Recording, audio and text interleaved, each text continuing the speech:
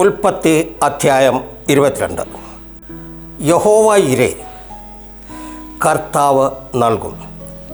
പ്രിയ സുഹൃത്തുക്കളെ, ഇന്ന് ബൈബിളിലെ ഉൽപ്പത്തി 22-ാം അധ്യായത്തിൽ നിന്ന് വിശ്വാസത്തിൻ്റെ ഏറ്റവും വലിയ പരീക്ഷണത്തെക്കുറിച്ച് നമുക്ക് നോക്കാം.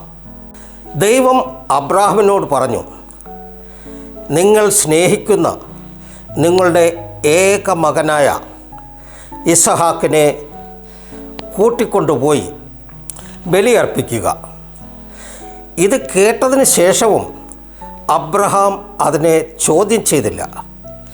അവൻ അനുസരണയോടെ മുന്നോട്ട് പോയി.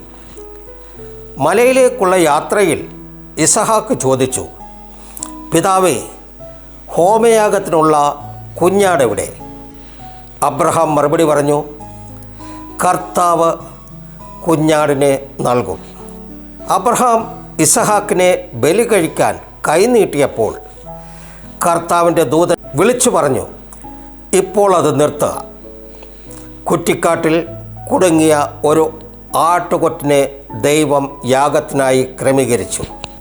നീ എന്നെ അനുസരിച്ചതിനാൽ ഞാൻ നിന്നെ വളരെയധികം അനുഗ്രഹിക്കും എന്ന് യഹോവ പറഞ്ഞു. അബ്രഹാം ആ സ്ഥലത്തിന് യഹോവ ഇരേ എന്ന് പേരിട്ടു. അതിൻ്റെ അർത്ഥം കർത്താവ് നൽകും എന്നാണ്. ഉൽപ്പത്തി 22-ാം അധ്യായം നമ്മെ പഠിപ്പിക്കുന്നു, പൂർണ്ണ വിശ്വാസവും അനുസരണയും ദൈവത്തിൻ്റെ അനുഗ്രഹം വെളിപ്പെടുത്തുന്നു.